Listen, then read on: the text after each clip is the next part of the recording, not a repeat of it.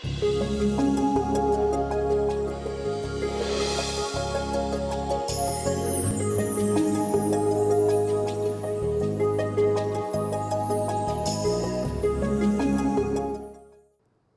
അപ്പോസ്തലൻ കൊരിന്തോസ്കാർക്ക് എഴുതിയ 1-ാം ലേഖനം 11-ാം അധ്യായം 23 മുതൽ 26 വരെയുള്ള തിരുവചനങ്ങൾ. കർത്താവിൽ നിന്ന് എനിക്ക് ലഭിച്ചതും ഞാൻ നിങ്ങളെ ഭരമേൽപ്പിച്ചതുമായ കാര്യം ഇതാണ്: കർത്താവായ യേശു താൻ ഒറ്റിക്കൊടുക്കപ്പെട്ട രാത്രിയിൽ അപ്പമെടുത്ത് കൃതജ്ഞത അർപ്പിച്ചതിന് ശേഷം അത് മുറിച്ചുകൊണ്ട് അരുളിച്ചെയ്തു, ഇത് നിങ്ങൾക്ക് വേണ്ടിയുള്ള എൻ്റെ ശരീരമാണ്. എൻ്റെ ഓർമ്മയ്ക്കായി നിങ്ങളിത് ചെയ്യുവീൻ.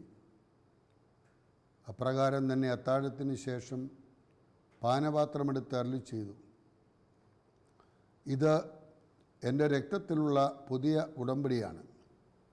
നിങ്ങളിത് പാനം ചെയ്യുമ്പോഴെല്ലാം എൻ്റെ ഓർമ്മയ്ക്കായി ചെയ്യുവീൻ. നിങ്ങൾ ഈ അപ്പം ഭക്ഷിക്കുകയും ഈ പാത്രത്തിൽ നിന്ന് പാനം ചെയ്യുകയും ചെയ്യുമ്പോഴെല്ലാം കർത്താവിൻ്റെ മരണം, അവൻ്റെ പ്രത്യാഗമനം വരെ പ്രഖ്യാപിക്കുകയാണ് ചെയ്യുന്നത്. മിശിഹായിൽ പ്രിയ സഹോദരി സഹോദരന്മാരെ, ഈ ലോകത്തെ വിട്ട് കടന്നു പോകുന്നതിന് മുമ്പായി തൻ്റെ സാന്നിധ്യം മനുഷ്യ സമൂഹത്തിന് സംലഭ്യമാക്കി കൊടുക്കുവാൻ സ്നേഹത്തിൻ്റെ കൂദാശ വിശുദ്ധ കുർബാന യേശു ക്രിസ്തു സ്ഥാപിച്ചു. Eucharist is the source and summit of Christian life. ക്രൈസ്തവ ജീവിതത്തിൻ്റെ ഉറവിടവും ഉച്ചകോടിയും ദിവ്യകാരുണ്യമാണ്. Not because of our merit, but because of His grace. നമ്മുടെ കഴിവോ മിടുക്കോ ഒന്നുമല്ല, അവൻ്റെ കാരുണ്യമാണ് ദിവ്യകാരുണ്യത്തിലൂടെ നാം അനുഭവിക്കുന്നത്. ഇത് എൻ്റെ രക്തത്തിലെ കാസയാകുന്നു. തൻ്റെ രക്തം ചിന്തി മനുഷ്യ സമൂഹത്തെ ശുദ്ധീകരിക്കുവാൻ, ശക്തീകരിക്കുവാൻ ദൈവം ഏർപ്പെടുത്തുകയാണ് വിശുദ്ധ കുർബാന. ഈ പാനപാത്രത്തിൽ നിന്ന് സ്വീകരിക്കുമ്പോൾ കർത്താവിൻ്റെ രക്തത്തിൽ പങ്കുചേരുന്നു. കാൽവരിമലയുടെ നെറുകയിൽ മരക്കുരിശിൽ കിടന്നുകൊണ്ട് മനുഷ്യ സമൂഹത്തിൻ്റെ പാപത്തിന് പരിഹാരമായി സ്വന്തം ശരീരം കീറിമുറിച്ച് രക്തം പകർന്നു തന്ന് നമ്മെ വീണ്ടെടുക്കുമ്പോൾ ആ രക്തത്തിൽ പങ്കാളികളാക്കുകയാണ് ഈ വിശുദ്ധ ബലിയിലൂടെ അവിടുന്ന് ചെയ്തത്. അപ്പം മുറിക്കൽ, ഭക്ഷണം കഴിക്കൽ എന്നുള്ള രീതിയിൽ അതിനെ നമുക്ക് കാണാൻ കഴിയും. എന്നാൽ അത് പങ്കുവയ്ക്കലിൻ്റെ ഒരു പ്രത്യയശാസ്ത്രം കൂടിയാണ് നമ്മെ ഓർമ്മിപ്പിക്കുന്നത്.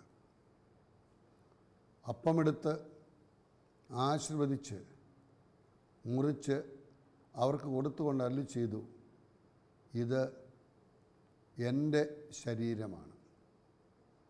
പിറ്റേ ദിവസം കാൽവരിമലയുടെ നെറുകയിൽ മരക്കുരിശിൽ കിടന്നുകൊണ്ട് മനുഷ്യ സമൂഹത്തിൻ്റെ പാപത്തിന് പരിഹാരമായി കീറി മുറിക്കപ്പെടുവാൻ പോകുന്ന തൻ്റെ ശരീരം കണ്ടുകൊണ്ടാണ് അവിടുന്ന് അരുളിച്ചെയ്തത്.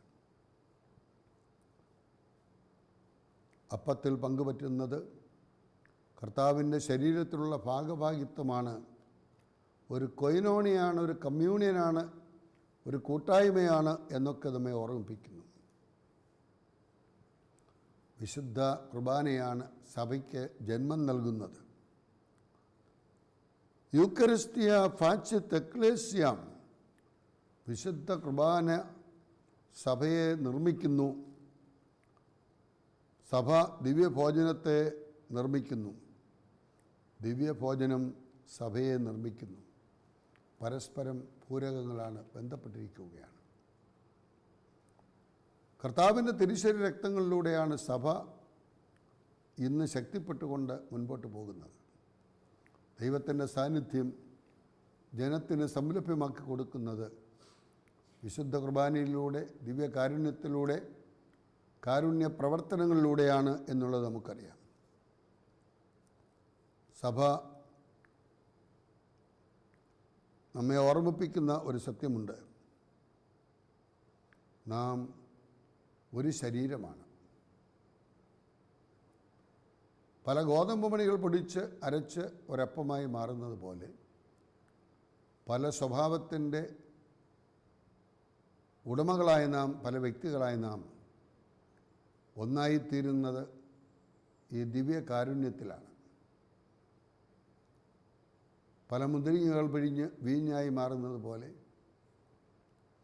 അധ്വാനിക്കുന്നവരും ഭാരം ചുമക്കുന്നവരുമേ എൻ്റെ അടുക്കൽ വരുവീൻ, ഞാൻ നിങ്ങളെ ആശ്വസിപ്പിക്കാമെന്ന് അരുളിച്ചെന്ന തമ്പുരാൻ്റെ സന്നിധിയിലേക്ക് നമ്മുടെ ജീവിതഭാരത്തെ അൾത്താരയാകുന്ന അത്താണിയിൽ ഇറക്കി വെച്ച് ദൈവത്തിൻ്റെ ശരീര രക്തങ്ങളാക്കിയതിനെ മാറ്റി തമ്പുരാനെ ഭക്ഷിക്കുന്നവൻ അവനിലും അവൻ എന്നിലും വസിക്കുമെന്ന് അരുളി ചെയ്ത തമ്പുരാൻ അവൻ്റെ ഹൃദയത്തിലേക്ക് എഴുന്നള്ളി വരുമ്പോൾ യേശുവിൻ്റെ ശരീരവും രക്തവുമായി നാം മാറുകയാണ്.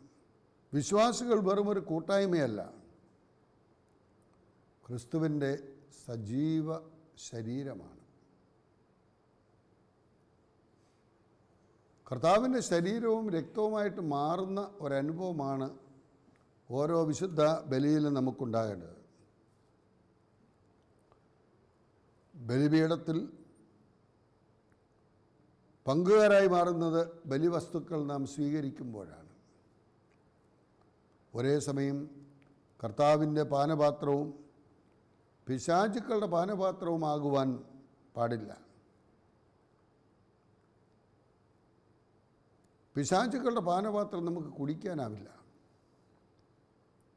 അതുകൊണ്ടാണ് പെസഹ രാത്രിയിൽ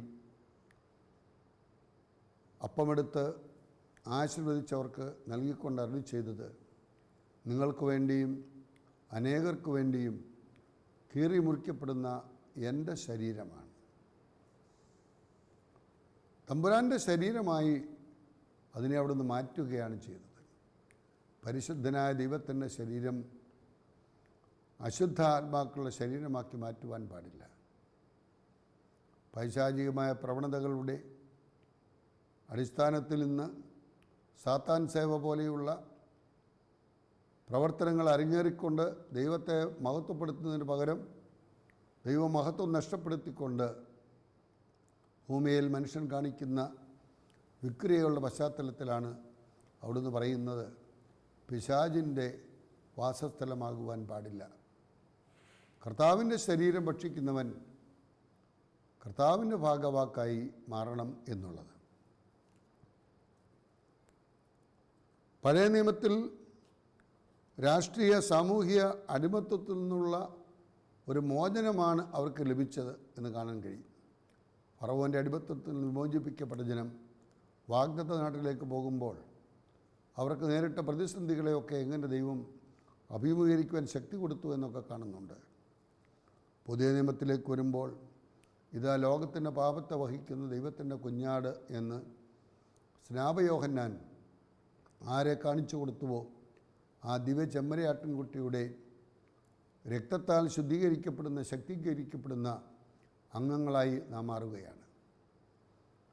ഇത് നിങ്ങൾക്ക് വേണ്ടിയും അനേകർക്ക് വേണ്ടിയും ചിന്തപ്പെടുന്ന പുതിയ നിയമത്തിലെ എൻ്റെ രക്തമാകുന്നു എന്ന് പറയുമ്പോൾ, പഴയ നിയമത്തിൽ ഉടമ്പടി ഉണ്ടാക്കിയ ആ സാഹചര്യത്തിൽ മോശ ഉടമ്പടി ഉണ്ടാക്കിയ ശേഷം അത് ഉറപ്പിക്കുന്നത്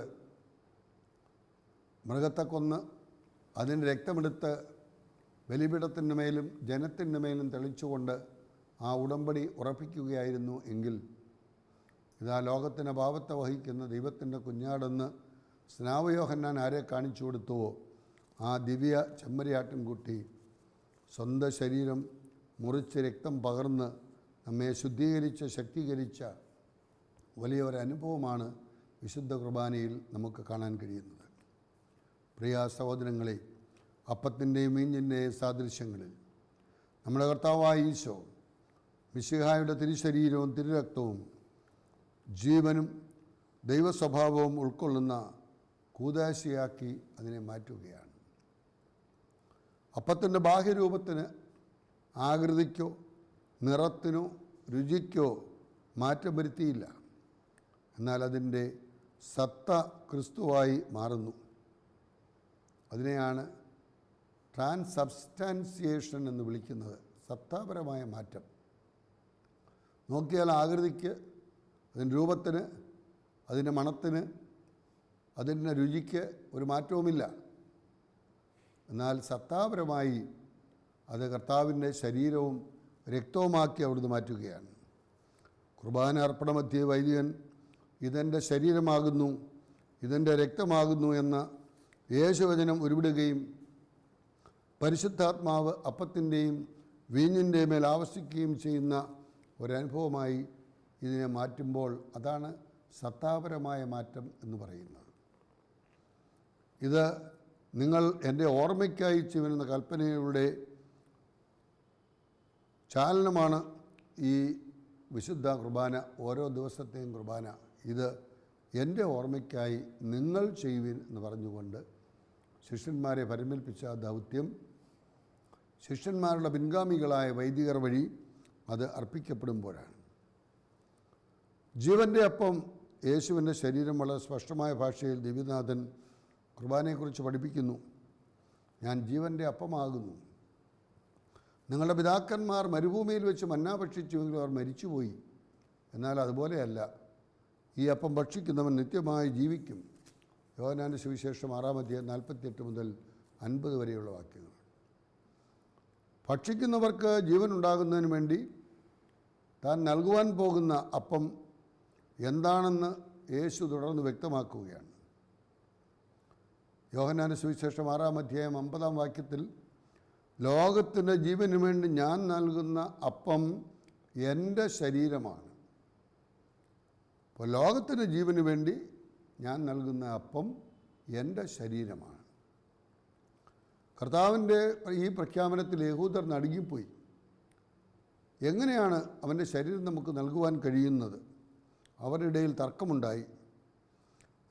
എന്നിട്ടും കർത്താവ് വീണ്ടും തറപ്പിച്ചു പറയുകയാണ്, നിങ്ങൾ മനുഷ്യപുത്രൻ്റെ ശരീരം ഭക്ഷിക്കുകയും അവൻ്റെ രക്തം പാനം ചെയ്യുകയും ചെയ്യുന്നില്ലെങ്കിൽ നിങ്ങൾക്ക് ജീവൻ ഉണ്ടായിരിക്കുകയില്ല. എൻ്റെ ശരീരം ഭക്ഷിക്കുകയും എൻ്റെ രക്തം പാനിക്കുകയും ചെയ്യുന്നവന് നിത്യജീവനുണ്ട്. ഞാൻ അവനിലും അവൻ എന്നിലും വസിക്കും. അവസാന ദിവസം ഞാൻ അവനെ ഉയർപ്പിക്കും. 6-ാം അധ്യായം 53 മുതൽ 57 വരെയുള്ള വാക്യങ്ങൾ. കർത്താവിൻ്റെ പ്രബോധനം കഠിനമായി തോന്നിയതിനാൽ പലരും അവനെ ഉപേക്ഷിച്ചു പോയി. എന്നിട്ടും കർത്താവ് തൻ്റെ പ്രബോധനത്തിൽ ഉറച്ചു നിൽക്കുകയാണ്. അവിടുത്തെ ശരീരമാണ് ജീവൻ്റെ അപ്പം. വിശുദ്ധ കുർബാന ക്രിസ്തുവിൻ്റെ ഓർമ്മ.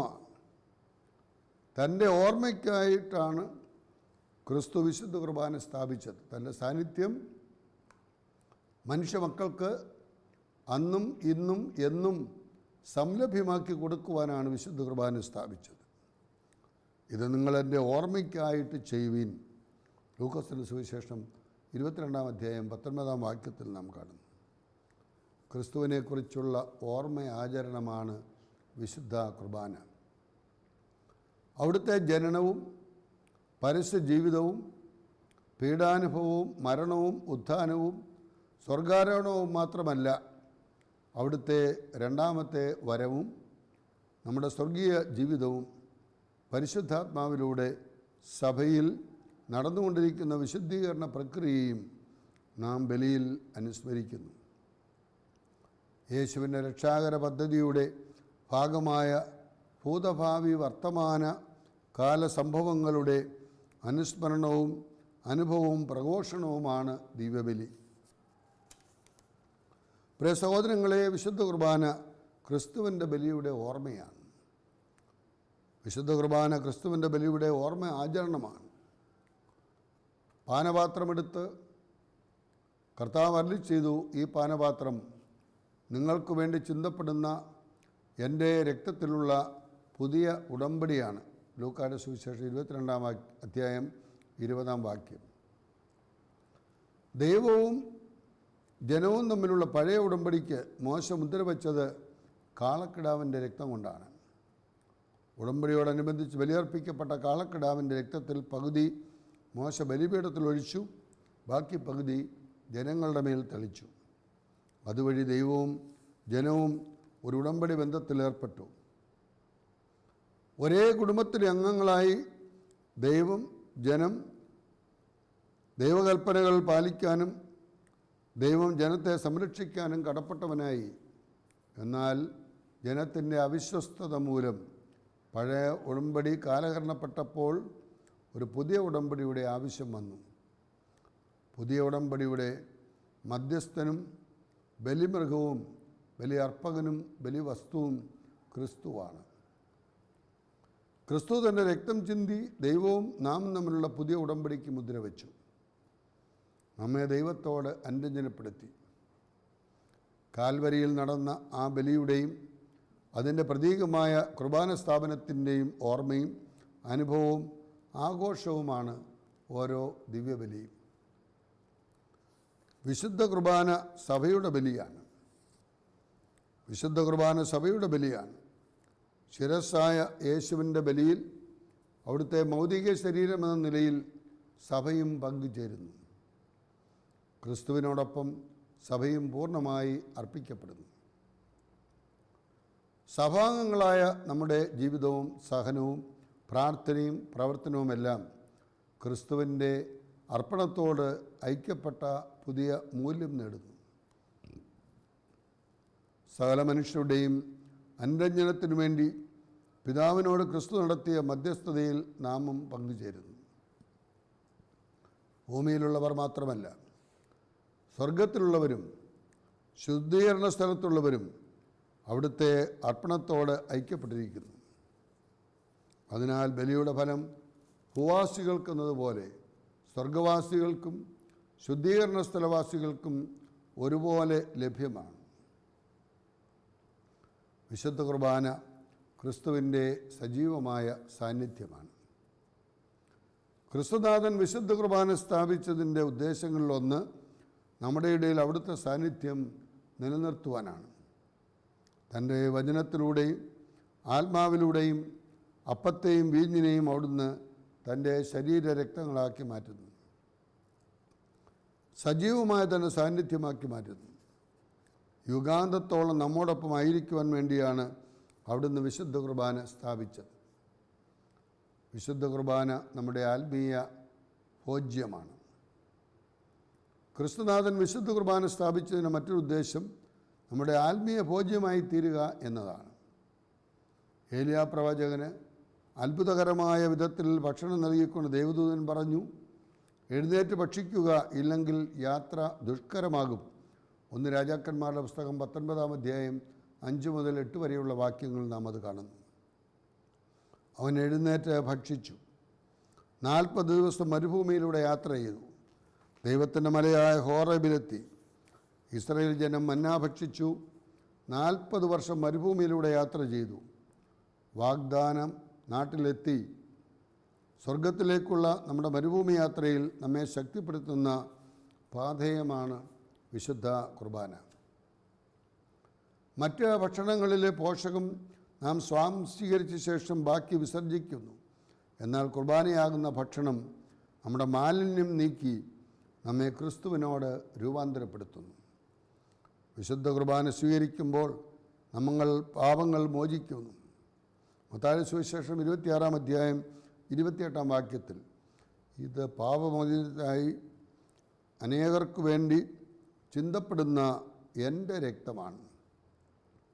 ക്രിസ്തു നമ്മിലും നാം ക്രിസ്തുവിലും വസിക്കുന്നു. എന്നെ ഭക്ഷിക്കുന്നവൻ എന്നിലും ഞാൻ അവനിലും വസിക്കുന്നുവെന്ന് യോഹന്നാൻ സുവിശേഷം 6-ാം അധ്യായം 50-ാം വാക്യത്തിലൂടെ തമ്പുരാൻ നമ്മെ ഓർമ്മിപ്പിക്കുന്നു. ഞാനാകുന്ന ഒരു തുള്ളി വെള്ളം ക്രിസ്തുവാകുന്ന സമുദ്രത്തിൽ ലയിച്ചു ചേരുന്നു എന്നാണ് വിശുദ്ധ കൊച്ചുത്രേസ്യ പുണ്യവതി തൻ്റെ അനുഭവത്തിലൂടെ വ്യക്തമാക്കുന്നത്. ഞാൻ ജീവിക്കുന്നുവെന്നാൽ ഞാനല്ല, ക്രിസ്തു എന്നിൽ ജീവിക്കുന്നുവെന്ന് പൗലോസ് അപ്പോസ്തലൻ ഗലാത്യക്കാർക്ക് എഴുതിയ ലേഖനം 2-ാം അധ്യായത്തിൻ്റെ 20 വാക്യത്തിൽ എടുത്തു പറയുന്നുണ്ട്. വിശുദ്ധ കുർബാന നമ്മെ ക്രിസ്തുവാക്കി രൂപാന്തരപ്പെടുത്തുന്നു. വിശുദ്ധ കുർബാന സ്വർഗീയ ജീവിതത്തിന് മുൻ ആസ്വാദനവും ഉറപ്പുമാണ്. കർത്താവ് വിശുദ്ധ കുർബാന സ്ഥാപിച്ചത് സ്വർഗീയ ജീവിതത്തിന് മുന്നാസ്വാദനവും ഉറപ്പും നമുക്ക് നൽകുവാനാണ്. വിശുദ്ധ കുർബാന സ്വീകരിക്കുന്നവൻ അവിടുന്ന് വസിക്കുന്നു, അവൻ ക്രിസ്തുവിൽ വസിക്കുന്നു.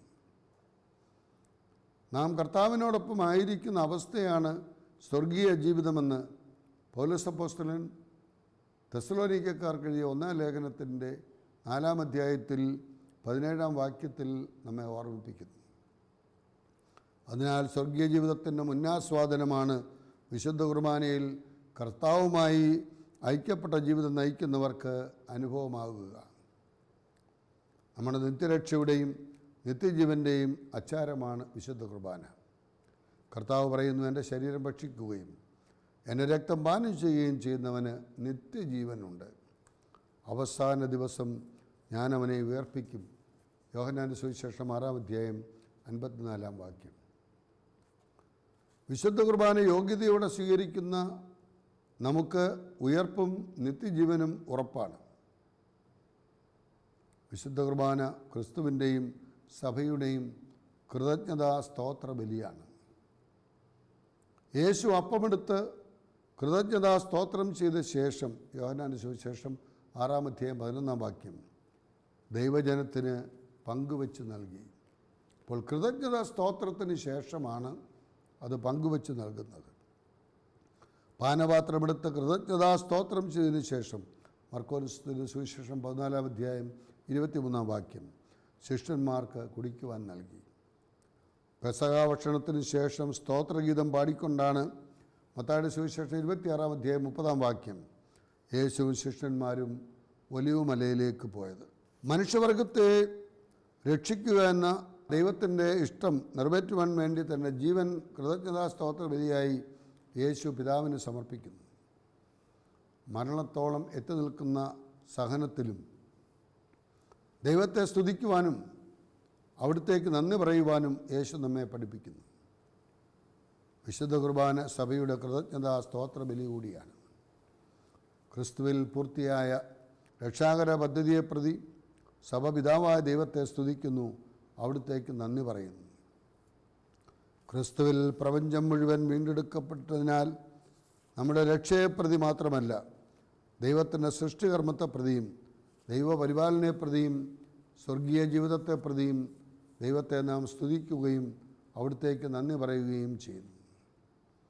ശിരസ്സായ ക്രിസ്തുവിനോടൊപ്പം അവിടുത്തെ ശരീരമാകുന്ന സഭ പരിശുദ്ധാത്മാവിനാൽ പൂരിതയായി പിതാവായ ദൈവത്തിനർപ്പിക്കുന്ന വിശുദ്ധ കുർബാന മനുഷ്യൻ്റെ ഭാഗത്തു നിന്നും ദൈവത്തിനർപ്പിക്കുന്ന ഏറ്റവും വലിയ കൃതജ്ഞതാ സ്തോത്ര ബലിയാണ്.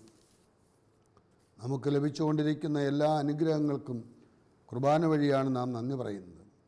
വിശുദ്ധ കുർബാന സ്നേഹത്തിൻ്റെയും ഐക്യത്തിൻ്റെയും കൂദാശയാണ്.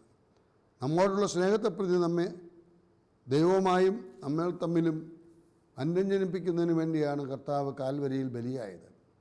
സ്നേഹിതന് വേണ്ടി ജീവൻ അർപ്പിക്കുന്നതിനേക്കാൾ വലിയ സ്നേഹമില്ലെന്ന് പഠിപ്പിച്ച കർത്താവ് നമ്മുടെ പാപപരിഹാരാർത്ഥം നമ്മുടെ ശിക്ഷ സ്വയം ഏറ്റുവാങ്ങി നമുക്ക് വേണ്ടി മരിച്ചു. മറ്റുള്ളവരുടെ സ്നേഹത്തെ പ്രതി ജീവൻ പോലും അർപ്പിക്കുവാൻ തയ്യാറാകുന്നു എന്ന് യേശുവിൻ്റെ ബലി നമ്മെ പഠിപ്പിക്കുന്നു. അവിടുന്ന് കുരിശിൽ ചിന്തിയ രക്തം വഴിയാണ് ദൈവവും നാം നമ്മിൽ തമ്മിലും ശത്രുക്കളുടെ മേലും അത് വന്ന് ആവസിക്കുന്നത്. പരസ്പരം ഐക്യത്തിനു വേണ്ടി ജീവാർപ്പണം നടത്താൻ പോലും നാം തയ്യാറാകണം. വിശുദ്ധ കുർബാന കരുതലിൻ്റെയും പങ്കുവയ്ക്കലിൻ്റെയും കൂദാശയാണ്. മൽക്കീസദേക്കിൻ്റെ ക്രമപ്രകാരമുള്ള പുരോഹിതരാണ് ക്രിസ്തുവെന്ന് എബ്രായക്കാർക്ക് ലേഖനം 7-ാം അധ്യായത്തിൽ നമ്മെ ഓർമ്മിപ്പിക്കുന്നു. ശത്രുരാജാവിനെ തോൽപ്പിച്ച് സ്വന്തം ചാർച്ചക്കാരെയും കുടുംബത്തെയും അയാളുടെ സമ്പത്തിനെയും വീണ്ടെടുത്ത് വിജയശ്രീലാളിതനായി വന്ന അബ്രഹാത്തെ സാലേമിലെ രാജാവും അത്യുന്നത ദൈവത്തിൻ്റെ പുത്രനുമായ മെൽക്കിസദേക്ക് അപ്പവും വീഞ്ഞും കൊടുത്ത് സ്വീകരിച്ച് ഇപ്രകാരം ആശീർവദിച്ചു: ആകാശത്തിൻ്റെയും ഭൂമിയുടെയും നാഥനായ അത്യുന്നത ദൈവത്തിൻ്റെ കൃപാകടാക്ഷം നിൻ്റെ മേലുണ്ടാകട്ടെ. പ്രിയ സഹോദരങ്ങളെ, ബലിയർപ്പിക്കുന്ന സഹോദരൻ എപ്പോഴും പാവപ്പെട്ടവരോട്, മറ്റുള്ളവരോട് പക്ഷം ചേർന്ന് അവർക്ക് വേണ്ടി ജീവിക്കുവാൻ കടപ്പെട്ടവനാണ്. ദൈവത്തിൻ്റെ കാരുണ്യമാണ് നാം ആഘോഷിക്കുന്നത്.